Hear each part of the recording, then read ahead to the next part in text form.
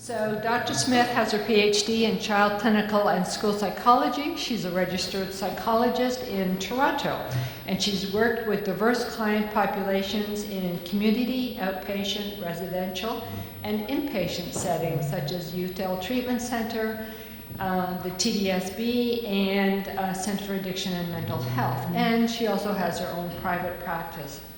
Her areas of interest include ADHD, and areas of functioning related to ADHD, sleep, diet, exercise, social skills, executive functioning, as well as self-regulation, which you're going to be discussing this afternoon, behavior and learning disabilities, autism, mood, anxiety disorders, self-harm, and eating disorders. So obviously she has a wide breadth of knowledge. So she uses an integrative approach to treatment and intervention, utilizing strategies drawn from her field of child development, neurodevelopment, self-regulation, mindfulness, and collaborative problem solving, as well as cognitive behavior therapy and dialectical behavior and family therapy. That's a mouthful. Everybody help me welcome Dr. Megan Smith.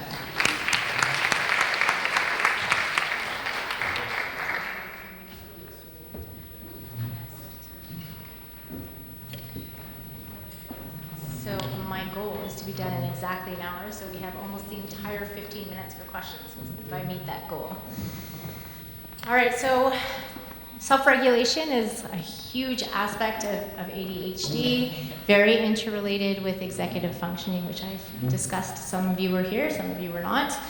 So we'll be touching on that a little bit here as well.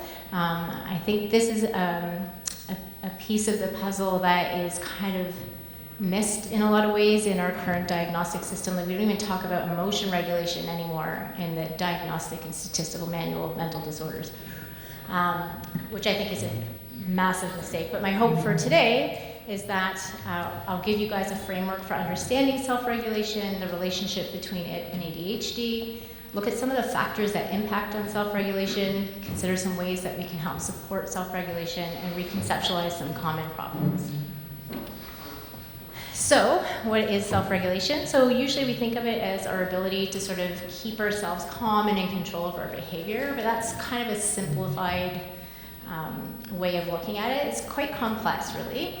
So it's about our nervous system's ability to regulate many of our physiological systems for optimal performance and health. So that's like physiological homeostasis 101.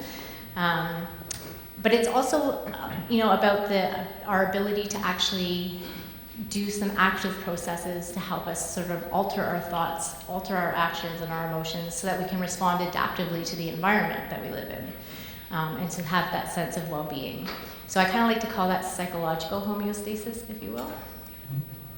So our ability to use these conscious efforts, though, are actually kind of mostly dependent on our biology first. So we need some certain biological systems to be working properly in order for us to not just learn those skills to self-regulate more consciously, but also to be able to use them effectively. So I've talked a bit about executive functioning, but for those of you who weren't here, it's basically those neurological processes that work together so we can engage in goal-directed behavior. And I like to put them under 3 categories. So under self-regulation, the focus is generally on things like inhibition, so being able to stop before we act on an impulse. Emotion regulation, so being able to modulate the intensity of our emotions. Motivation, so having that neurological sense of drive that makes you feel energized towards a goal. Cognitive would be things like attention, shifting our attention or our thoughts or our feelings from one thing to another, and working memory, so being able to juggle multiple things at once to solve problems and do tasks. And then we have the metacognitive skills, which are sort of our thinking about thinking skills, so things like planning, so you're seeing the overall picture and how do I get from point A to point B, what steps need to be involved. Organization, so it's kind of seeing that grand scheme of things, where do things belong, and or how do I sort my thoughts out so that they make sense to me. And self-monitoring, so being aware of yourself, aware of where you are towards your own goals, or aware of your behavior and the impact that it's having on other people or the environment or yourself. So these are sort of the critical skills that that kind of service our self-regulation, our ability to self-regulate. I do want to point out that self-control and self-regulation are not the same thing. So self-control is usually the way we use it more about suppressing our impulses or suppressing our emotions so that they're in our control. That requires a lot of energy, especially if you're really bad at it. But it doesn't help restore energy. So, a good example came up earlier where, a kid may be struggling all day to inhibit, so they're not getting in trouble at school.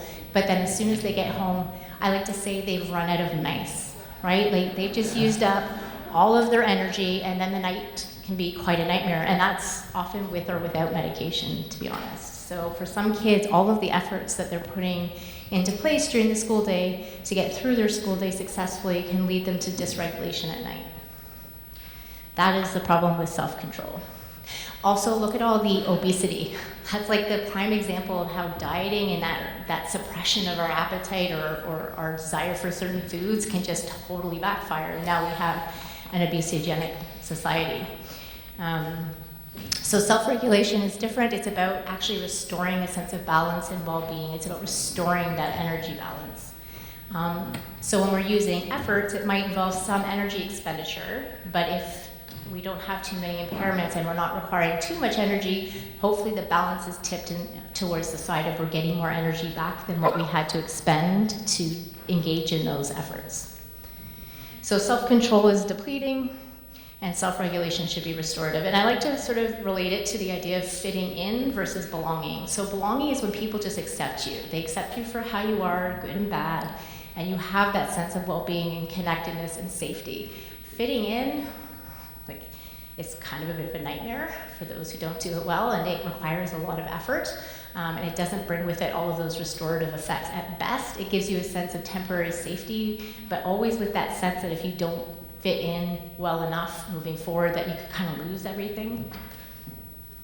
So, we have our underlying biological functions that are attempting to maintain homeostasis more automatically, so that's our nervous system. And then we have the conscious efforts to support self-regulation, which requires our nervous system, and then we can learn and use those skills if everything is going right. We also have to take into consideration the environment. So homeostasis is all about adapting to the environment. If the temperature suddenly goes really up, our bodies need to sort of cool us off and keep us within a certain optimal range. So that's very much the same thing for self-regulation. We have all these demands and relationships and stuff happening in the environment, and we need to constantly adapt ourselves so that we still have that sense of well-being. So you want to think about the environment as involving things like physiological factors, so think of the 5 senses, psychological factors, so social emotional stressors and demands, cognitive demands, all sorts of demands, relationships. And then the environment is basically, like I said, giving us the conditions to which we need to adapt. So I like to sort of show it like this. So we have our biology that gives us our automatic processes, and if we're really, really lucky and our nervous system is in tip-top shape, which is probably not why people are here today, then it's going to do a lot of this automatically for us with not as much effort on our part, and the efforts that we do make are probably going to be more successful. So that intentional effort piece comes in based on, we can do it or not do it to whatever extent that our biology allows. I like to talk about that as being like height. So you might have a range of heights that are possible based on your genetics, and the environment will influence where within that range you're going to fall. So it's very similar, I think, for self-regulation. And then we have the environment. So let's look at what factors are going to impact self-regulation. So I always like to remind people that the currency of self-regulation is energy, because I think sometimes when people see people with ADHD coping well in certain circumstances and then falling apart in others, it gives that misleading impression that they're capable of it when they want to badly enough, and that's just not the case. So this is about, again, that energy balance. So it takes energy to carry out our basic biological functions. It takes energy to engage in executive functioning and other cognitive skills. The more deficits you have in those areas, the harder it is for you to engage those skills. So the more effort it takes. So if we have adequate energy, we should have optimal functioning, and we should be regulated. If we have inadequate energy, we're going to have some suboptimal functioning, whatever that means for the individual, and then that's going to more likely lead to dysregulation. You also want to consider the individual factors affecting self-regulation to just keep in mind how they're each going to impact those energy reserves. But let's first look a little bit at how ADHD and self-regulation line up. So there's lots of research that clearly indicates that ADHD is essentially a disorder of self-regulation, and I will show you why that is for those who are dubious.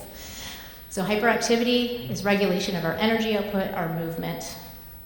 Impulsivity is regulation of our impulses, our inhibition. Inattention is our regulation of attention and other cognitive processes like attention, organization and planning. And then emotion dysregulation, the missing piece in the DSM. You guys should all write letters for DSM-6. So regulation of our emotions and our emotional reactions. So one of my favorite things that Russell Barkley has ever said is that we could relabel ADHD as self-regulation deficit disorder, which I fully think we should do, and maybe not alert the media, and they can just treat this like a new thing that they don't have to try to bash every day. All right, so research shows that people with ADHD have difficulty with self-regulation in lots of areas of life. We don't do so well necessarily controlling our eating habits, perhaps for the lack of planning in groceries as we get older, or any number of things, that craving for sugar, dopamine. Substance use, not really our strong suit either. Over or under sleeping, gaming, enough said. Even exercise, so getting too much or not enough of it, especially once the hyperactivity wears off. I miss that. Now it's just restlessness, which, by the way, is not really any more fun. It's just not as good for you. All right, I just want to make a little note about ADHD and anxiety. So anxiety is kind of like a low-lying threat. Think jungle threats, but more chronic and persistent. And our three general responses as human beings are freeze, flight, and fight. If you're really lucky and you're able to suppress for any length of time, you're going to probably internalize your anxiety more so. And I say you're lucky only because I've been on the receiving end of what happens when you're not good at that. And it's kind of less fun than what I've experienced since learning how to internalize when I need to. Either is not good, though. We certainly need to cope with anxiety in healthy ways. But freezing might look like shutting down or going blank. Fleeing might be like, oh, Mom, I feel sick, I can't go to school today. Or using excuses like, oh, you know what, I have a doctor's appointment, I can't go to work today. Fight might be more passive, so things like whining or complaining to get out of doing things. And then we have people who aren't able to inhibit or hold things in for any amount of time.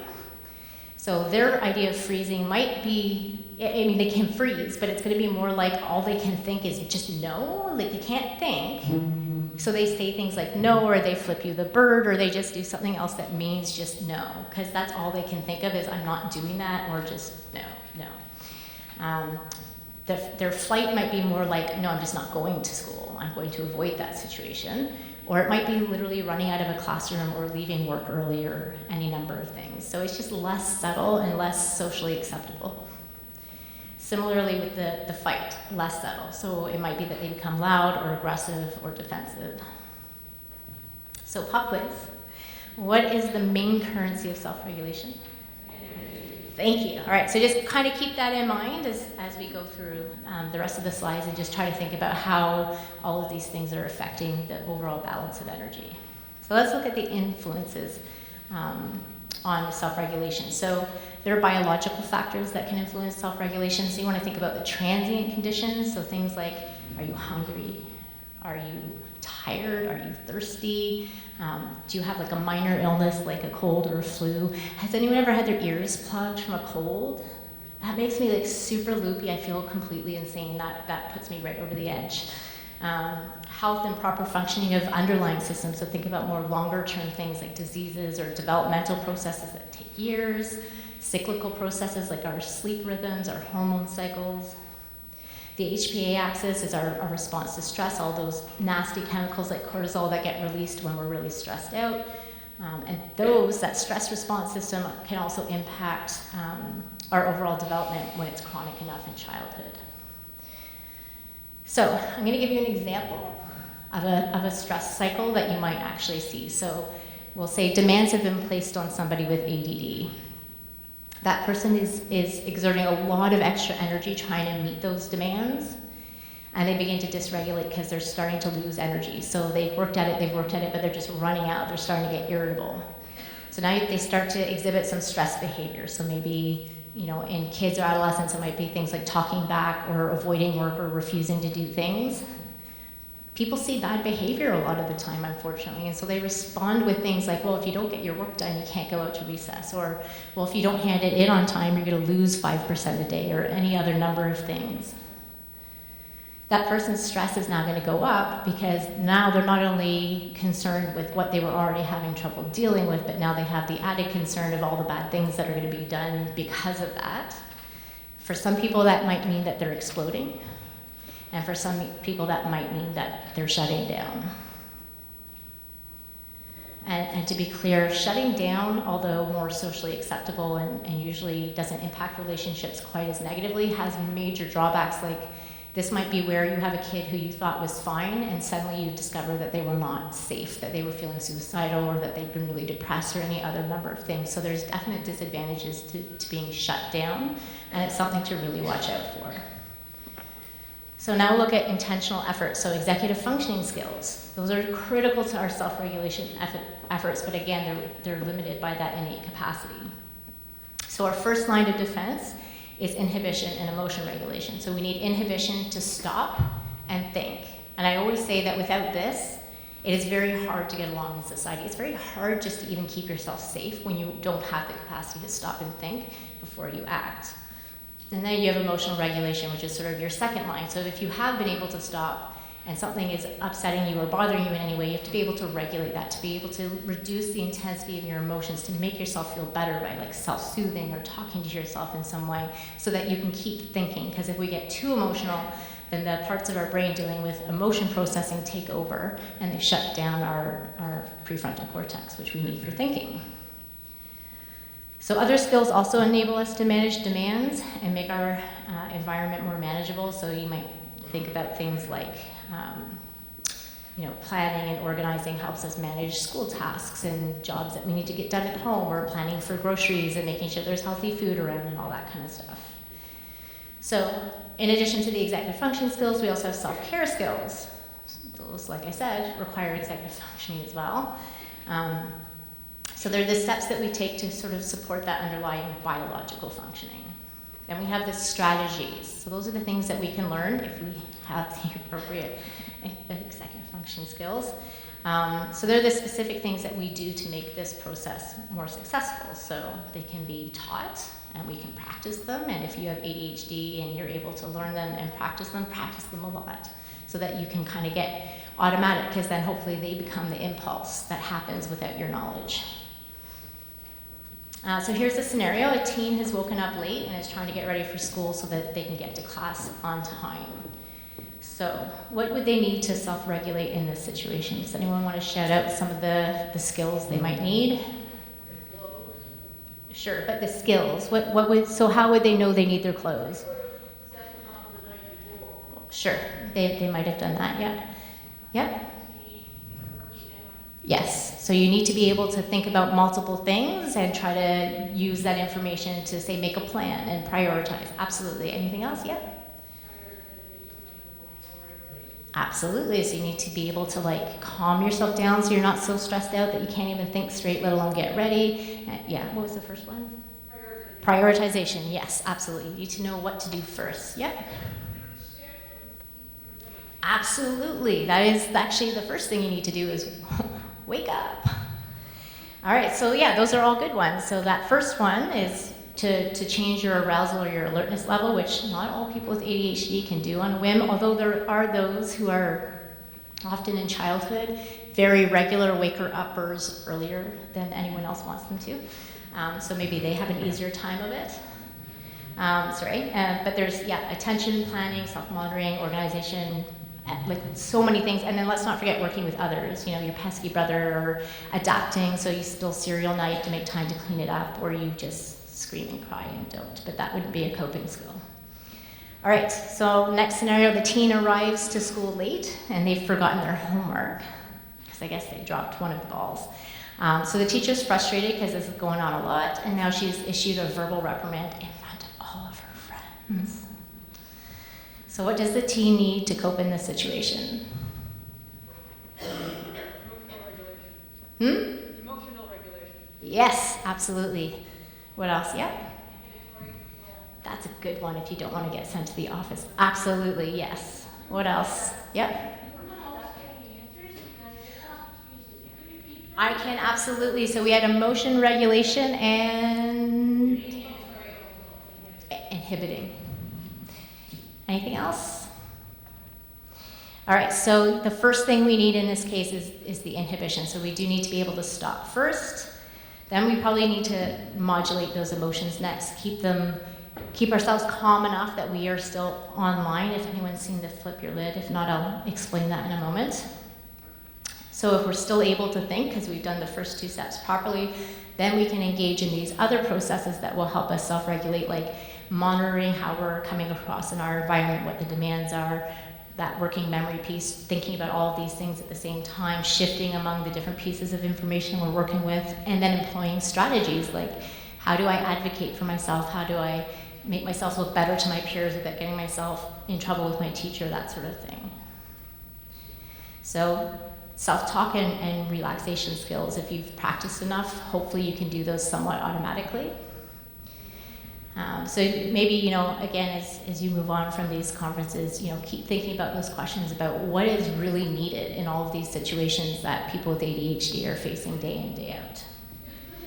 So again, it's really important to always remember that those intentional efforts are constrained by our innate capacity, just like our height is constrained to a certain range based on our genes. And those executive functioning deficits are really increasing the amount of effort people need to employ to even try to engage in strategies, let alone do it successfully. So the more energy that's required, the less those intentional efforts are actually going to contribute to self-regulation. So we also need to keep that in mind. So it's like meditation can be kind of torture if you're thinking that meditation is successful when you're able to focus on whatever it is that you're focusing on the entire time. To me, that's torture. Whereas mindfulness has worked pretty well for me because there's that level of acceptance and the handy-dandy knowledge that as long as you take your attention back to your breath or whatever you're focusing on, that process of being distracted but then going back is actually what changes the brain. So you're being successful even when you're failing completely, which I personally quite love. So again, that restores my energy where my previous attempts at meditation really just made me feel more stressed out. So there's going to be a big need for support and scaffolding for people who really struggle with executive functioning and self-regulation for that reason, because when it requires too much effort, it's not actually helping us self-regulate when we're trying to do those things. So during that period, we really turn to co-regulation, and that's something that some people will need for a lot longer than other people. So co-regulation is when we recognize that someone is stressed out. So maybe, when babies are really little, they might start rubbing their eyes or averting their gaze when they start to get stressed out.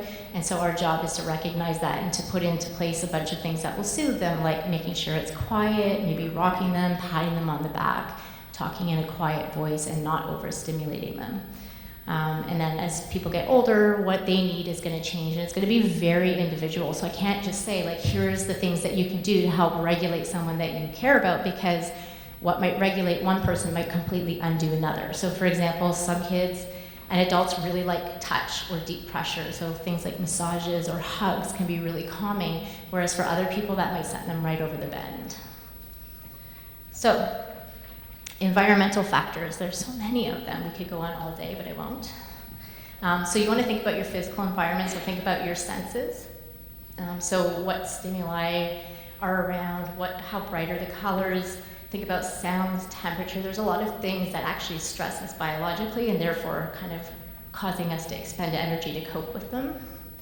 So here are two classrooms that I decided to use as an example. So the one on the top looks like every classroom I've been in, really. It's busy, it's bright, there's lots of materials, there's lots of bright colors, there's obnoxious fluorescent lighting. And then we have the one on the bottom, which I look at that classroom like, I would have loved that classroom, that classroom has a lot less visual stimuli, so it's less stimulating that way. There are colors, but there's also like a lot of blue and neutral colors that kind of allow for that color in the middle not to be too overstimulating. There's a little like quiet space in the back. I don't know if you guys are, yeah, it's actually easier to see on your screen, but that tent where some self-regulation can happen when kids are overwhelmed. And then the bouncy balls, it gives them a way of getting rid of that restless energy, although apparently it does not actually help our core strength when used as seating. That was very disappointing. So then you want to think about things like aromas, like that nasty caddac smell. I can't stand it, so to me that would be a huge distractor. What about sound? So some kid chewing gum 2 seats away, probably the kid with ADHD. Or someone clicking their pen, again, probably the person with ADHD anyway. People who are working in groups, so maybe there's conversations and group projects going on, that can be super distracting.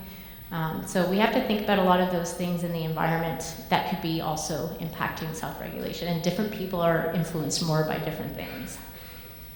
And then there's the interpersonal relationships and interactions. So social connectedness is key to survival. So when you do have social problems, it is a massive, massive stressor. We were designed to survive using community. So we banded together to protect ourselves from whatever jungle creatures there were, or probably each other. So ADHD and those executive functioning difficulties can really impact those relationships in a way that can end up resulting in things like exclusion, rejection, bullying, difficulty maintaining and developing relationships with people who are your own age. Girls with ADHD are often just ignored if they're more inattentive, probably because they walk away from conversations that go on too long, or games. So let's look a little bit more closely at how the ADHD symptoms are impacting our relationships, because again, that's a big piece of our regulation puzzle. We need people to help co-regulate us. So inattention, we might be missing social cues, we might be leaving games or interactions too early, we might be unaware of social norms, like people who have to ask about proper etiquette in different situations because they just haven't really picked up on that because they're not paying attention. Poor self-monitoring, so being unaware of how we're impacting others. I actually say, I didn't really say, so usually I say at the beginning that I have ADHD myself and I'm parenting 2 children with ADHD, so sometimes it's a little easier for me to get it because I've been there. And so in terms of like impact on others, there's still times now when I'm getting to know someone where I can't tell if they're like so nice that maybe they wouldn't want me to know if I'd upset them. So I will sometimes explicitly say, like, if I say or do something that is really upsetting to you, could you please tell me? Because I may have no idea. In a way, I love being a psychologist because it gives me the chance to sit back and observe and not have to deal with all the social complexities of other situations where I might be distracted by other details and miss those cues. So I do like people who are blunt. So please be blunt with your ADD people in a nice way, just so that they know. The smiling and pretending you're not mad is not so helpful. So for a lot of people I see, like maybe they're steering a conversation in a different direction than anyone else wanted to go, or they've dominated a conversation, or they've made all of the decisions and not really given other people input. So that's, again, just not really being aware of how they're impacting other people.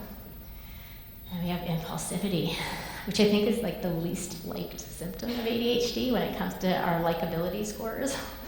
So that might mean annoying behaviors, not being able to stop when you're asked to stop, having poor physical boundaries.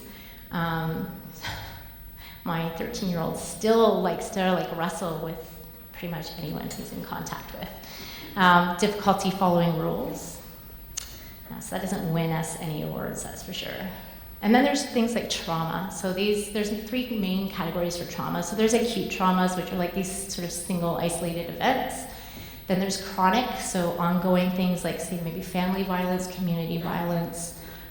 School stressors can be a source of chronic trauma. If people in school are really misunderstanding you and you're being suspended every week, that is a massive stress, and it can be traumatic for the parents. I know parents who literally want to throw up every time the phone rings while their child is at school because they're that afraid of the phone call. And then there's complex trauma, so it's like multiple traumas over time, often interpersonal, so things like abuse and sexual assault, abandonment. So the more trauma we experience in childhood, we know the greater the adverse impact on health and well-being in adulthood. But we also know that it can dramatically impact our daily functioning. So poor self-regulation is going to be a key component for a lot of people who are experiencing trauma. And the more ongoing and severe it is, the more likely it's also going to impact our neurodevelopment. So you can develop a lot of symptoms of ADHD if you're traumatized enough, because it has very similar effects. It'll be hard to pay attention because you're distracted by thoughts of the trauma rather than just your innate attentional capacities were weak.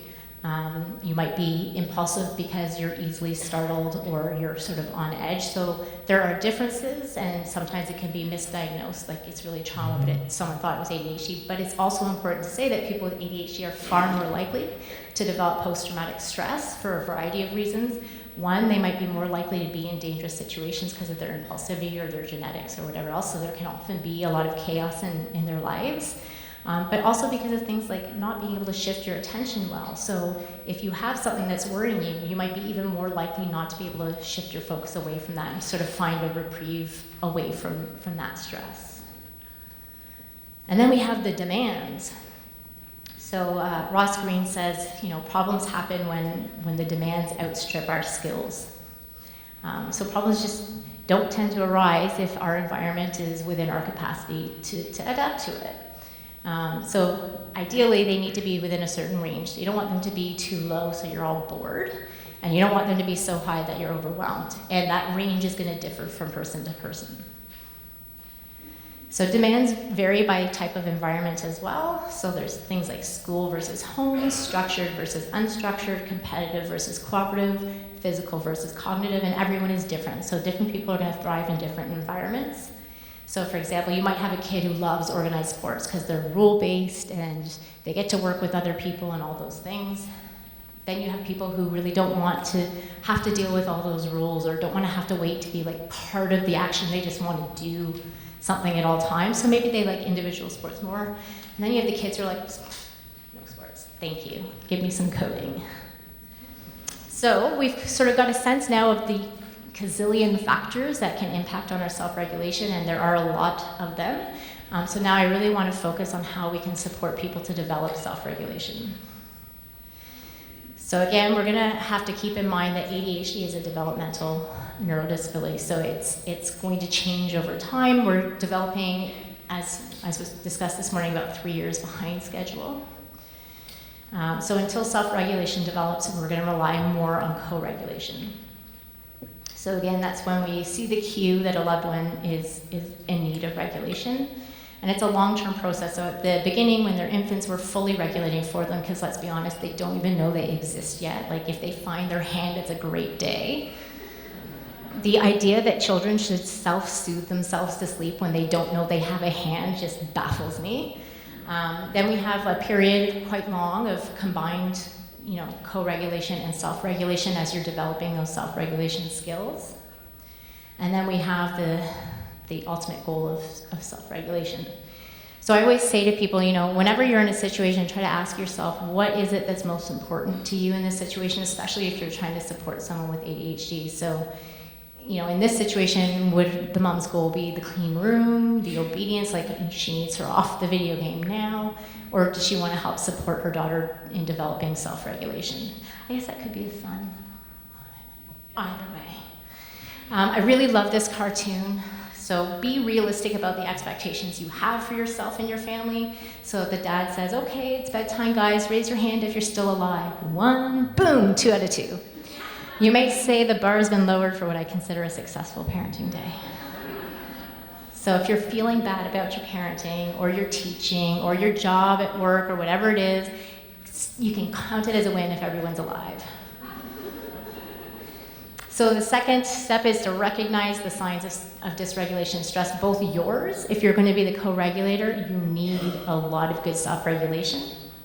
Nothing will dysregulate a lot of kids with ADHD quite like your stress, which is highly inconvenient. I really do kind of envy people whose kids recognize their stress and are super nice. My kids just fall apart. So help them learn to recognize their signs of stress, and you need to learn to recognize your signs of stress. So there's lots of ways of doing that. There's the zones of regulation for younger kids, which I really like because it makes things concrete for them. So the blue zone is when your energy is too low and you need to sort of alert yourself and get yourself sort of moving, get yourself pumping. The green zone is like a nice, alert, calm energy. Yellow means your energy intensity is getting higher. So that might be emotion intensity, or it might just be excitability. Like maybe you're going to Wonderland and you're starting to get really excited about that. And then the red zone is when the intensity gets so high that they've lost control. So this is a really easy way for kids to think about it. They can just say, I'm feeling yellow now. And that's our heads up that they need some co-regulation. But it will also, we'll see later, give them some skills to develop some self-regulation for these as well. All right, so let's look at the signs, because I don't really hear this being talked about a lot, which is kind of unhelpful if you think about it, because if I'm going to tell you guys to recognize the signs, it might help if you guys aren't sure what they are, to give you some sort of examples of what you might see. So some biological signs, you might want to look at physical things like, is their energy suddenly too high or too low? Are they moving too quickly or too slowly? Sensitivity to pain can change. So when we're stressed out, some people get really sensitive to pain. And so I see kids sometimes where their parents are like, yeah, he's just doing it for attention because usually he doesn't feel anything. But in actual fact, when our stress levels are high and we release all those stress hormones, we're actually more sensitive to pain. So they might actually be feeling small sort of injuries as being quite painful. Biological rhythm. So are there disturbances in their normal appetite, sleep, and that sort of thing? Some of those you can look for time of day cues. Like if you have a child on medication who probably didn't eat lunch and it's 4, there's a great chance they're hungry. Then there's executive functioning or cognitive signs. Are they kind of forgetful, dazed? Is there suddenly a decline in their working memory? Yeah, that's like dropping all your balls. Like suddenly, I find my one child tends to forget a lot more at the end of the day at school. That's when she's most disorganized. I think she's tired. She can't deal with that last transition very well. So mental, so are they suddenly super negative? Are they getting like obsessive about certain details where they might not usually? Are they suddenly really rigid? So they can't kind of pull themselves out of their mood or their feeling state. Their emotions might become more erratic, so they're very up and down and all over the place. They might become more reactive to small things. Maybe they startle more easily, and then they get mad really fast. Are their feelings lasting longer? Maybe they are just getting stuck and they're just kind of in that mood for a really long time. Is there blunting? Some kids just kind of shut down and they don't really react to anything anymore when they're tired. Verbal, so you might notice a serious decline in appropriate vocabulary, but probably a corresponding increase, in their vocabulary for expletives. So I keep forgetting that's here, it's freaking me out. Can you guys hear me when I'm not right in it? Because that actually makes me uncomfortable. Oh, good. Okay, that one day, but see, startle reflex. Is their pitch changing? So sometimes I notice there's children that I've worked with where they start speaking at like a higher pitch when they get anxious, and maybe a little bit faster or whinier. Or maybe they go down a pitch and they become more monotone. Whining is a big way that some kids signal distress. Hostility or aggressive behavior might be another way. So, maybe the I hate you, you're the worst parent in the world, or I hate my friend, I never want to talk to them again, they're the worst friend ever, that kind of thing. Or, I'm going to kill you. Hopefully not, that gets them in a lot of trouble. Inhibition and impulsivity might also get worse. And then there's the social signs. So maybe they're more sensitive in their relationships. Maybe they're kind of paranoid, like they're convinced that so-and-so has a birthday party coming up and they weren't invited, even though maybe there's no good reason to think that. Maybe they become more annoying to the people around them, or maybe they just don't want to be around people at all. So when you see signs, whatever those signs are for your person with ADHD, you want to provide as much co-regulation as required. So eliminate any unnecessary stressors you can. So that might be environmental things, that might be demands that you've placed on them, whatever. Adapt your behavior. So, there's the aggressive stance, which is and then there's, a more relaxed stance. I have mastered the art in my work, especially in the school board, of being able to sit and look really relaxed when people are whipping things around the room, because on a couple of occasions it's made it much easier for me to engage certain children who really didn't cope well initially. So being able to sort of have a relaxed facial expression, relaxed muscles, being down at their level, not looking directly at them, maybe looking a little bit from the side, all of those things signal to the brain that there's some safety in this situation, as opposed to, the more aggressive stances or direct eye contact and facing head on. Those things can be more perceived as a threat. So always think about your voice, your body, your words, and your demands. You can also modify the environment, so you can turn down the lighting so that maybe the lighting is less stimulating. You can reduce nuance noise, or you can introduce calming noise. So I had one child with ADHD and autism who actually found nature sounds really comforting, and so when she started to get overwhelmed, she would go hide in her bed and turn on these nature sounds, and that was very helpful for her. Provide a safe space for soothing. So I have another client who's created a nook under their stairs in one of those funky closets. And so it's got cushions and padding, and it's got these neat little twinkle lights that she can turn on. There's music, there's sensory toys. I kind of wanted to crawl in there one day. It looked really quite inviting. And then follow up with collaborative problem-solving strategies, which I'll talk about a little bit later. But it's basically working with your ADHD person to figure out, what their difficulty is in a certain situation and what your concern is, and how you guys can sort of work together to solve both people's concerns. And that's really important if you have a situation that's reoccurring, where there's some kind of a demand or an expectation that they consistently can't meet, or some situation that they can't cope with. And then you can sort of really work on solving that. If it's a one-off, it's a one-off. So work with the person with ADHD to find out what things contribute to their stress. So what things kind of make their fuel gauge go to the empty side. So again, think about the stressors in all of these different areas. Been through all of these. Basically, you want them to learn to recognize which stressors are important to them.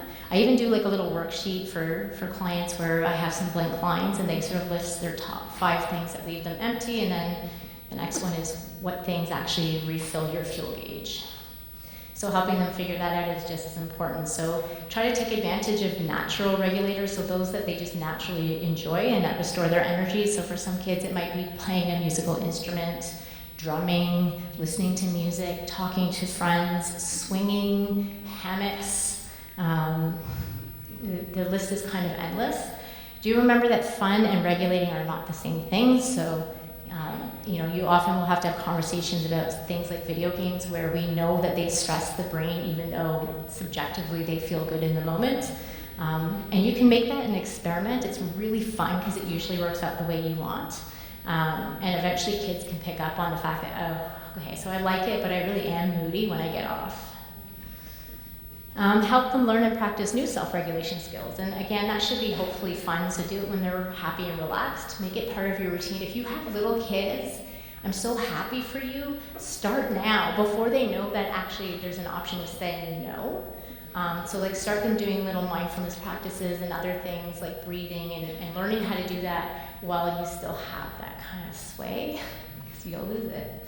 And if it's part of your routine, if it's something that the family just does every day from the time they're really little, then it's just like brushing your teeth or anything else. For the rest of you, I'm with you.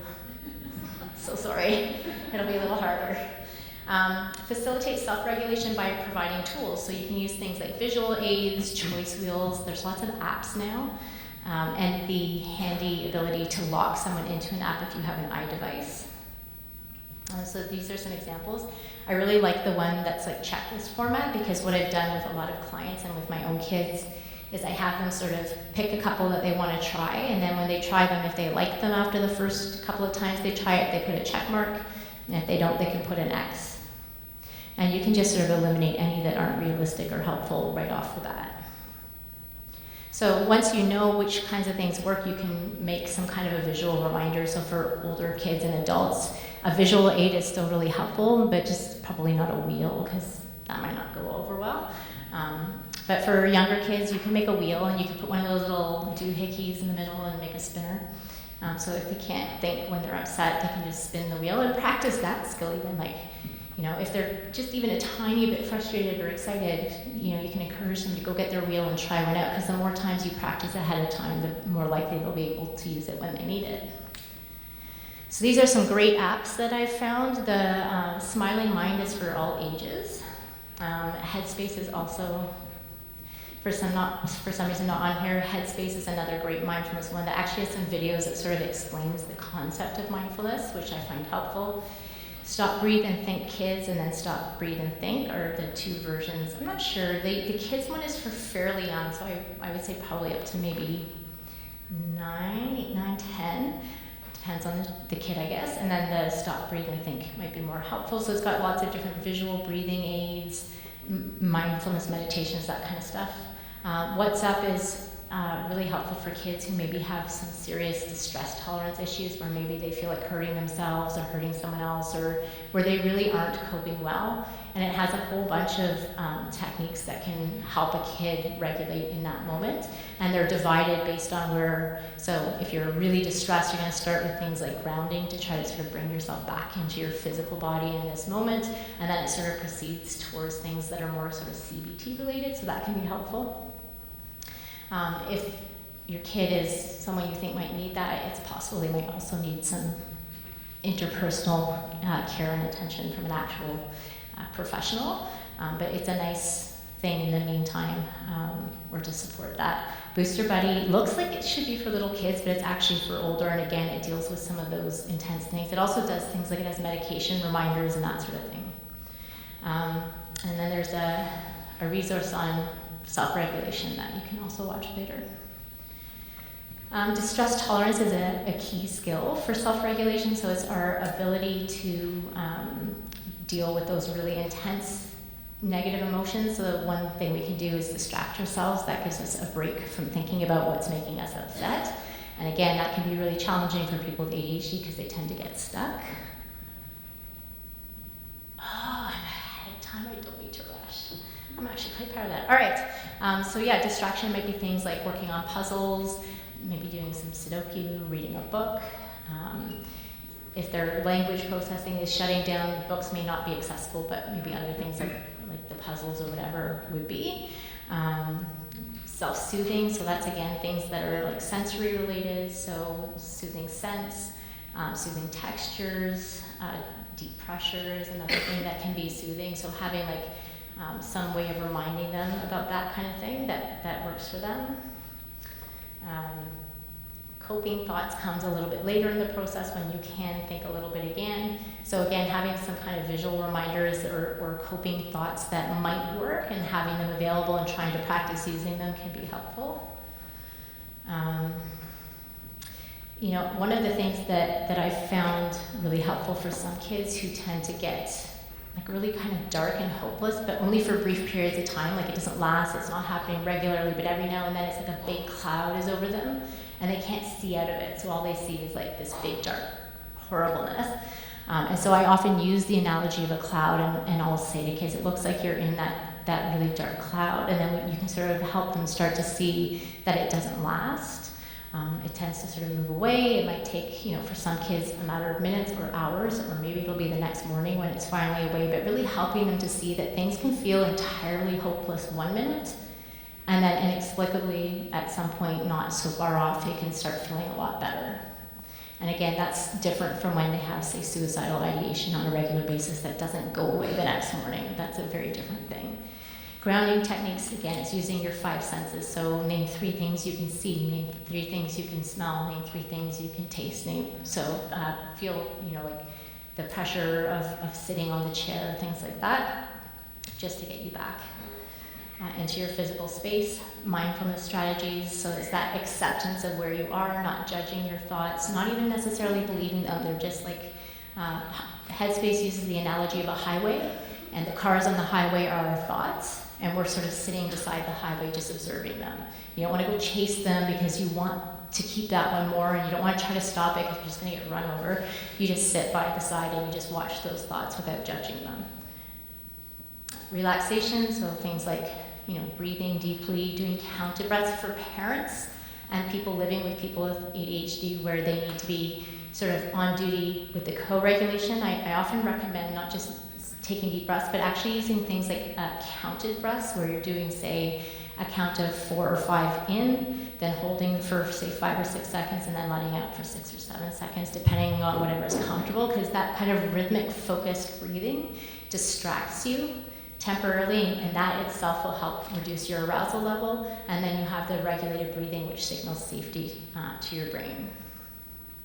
So this is an example of a distress tolerance box that you can have handy for people who need some help with that. So some of the things that you consider are here. So visual aids and tools, puzzles, games, activity books, comics, scents. So you can get like essential oils. Take it easy on the lavender because that releases estrogen, which has caused some problems. So no like inhaling lavender all night or anything. Play-Doh, stress balls, stuffed toys. Weighted items, so we can borrow from the field of autism and know that that weighted pressure can really calm some people down. Snacks, so having some like nuts or seeds or something that they like that will actually help sort of bring up their fat and protein levels. Audio things, so books on tape or music that they like, or meditations or scripts that they can use. Happy pictures, so pictures of something that just makes them feel good. For one of my kids, it would absolutely be Disney World. You know, just thinking about Disney World makes them super happy. For another client I worked with, it was a picture of her reading buddy. So everyone has someone different. For a lot of kids, it might be like a grandparent or a special vacation, things like that. Inspirational quotes, some people really like those. Encouraging notes, so you can write a note to your child saying, you know what, I know you can get through this, and I'm really proud of you for trying all these new things. Mementos, so again, just bringing up those positive thoughts and feelings. So here's some visual aids for breathing. So there's lazy 8 breathing, where you start and then you breathe in for the first half and breathe out for the second.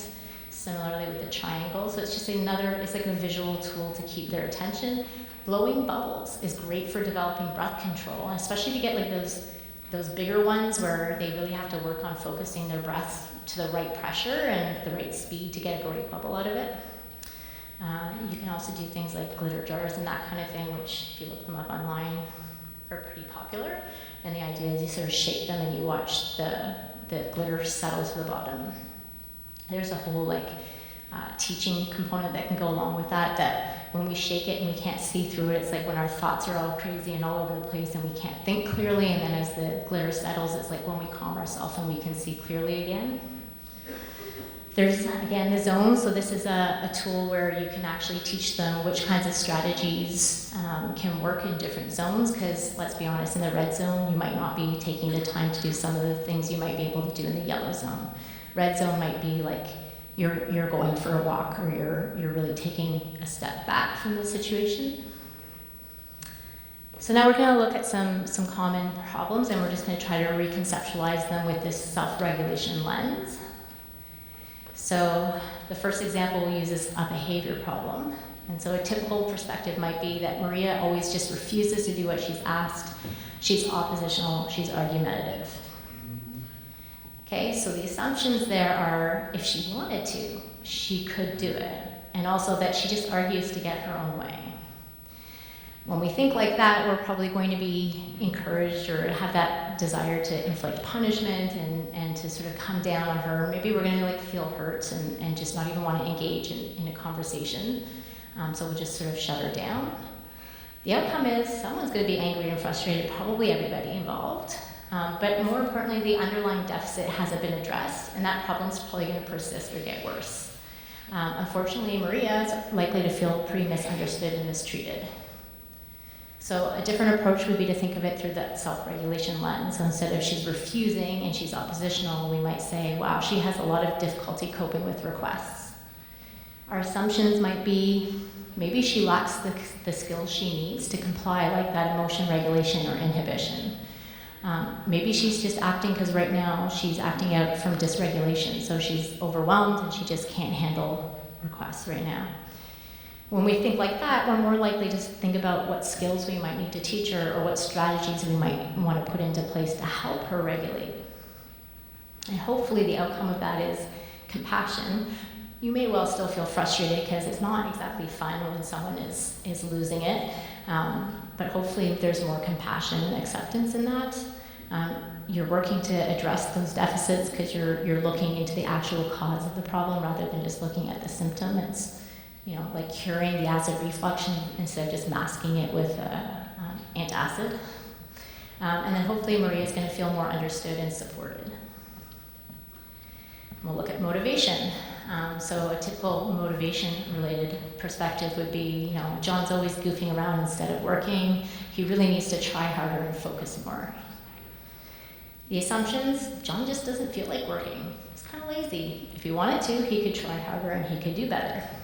And our response usually comes out along the lines of lecturing and nagging, telling him he needs to try harder.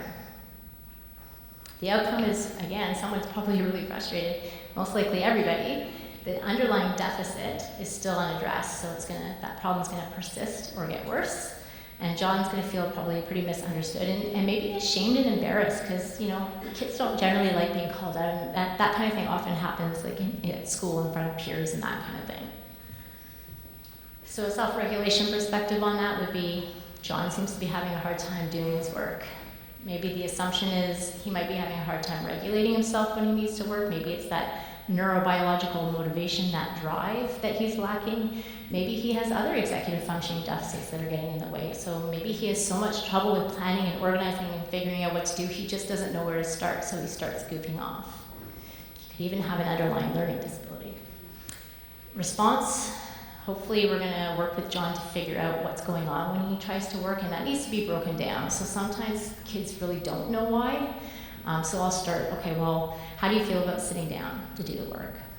Okay, is it every subject, or are there particular subjects where this is an issue? Okay, so what do you need to do in that subject? Like, think about the last time this happened. What did you need to do first? So you can sort of really pick it apart and find out. So for some kids, it might be physically writing.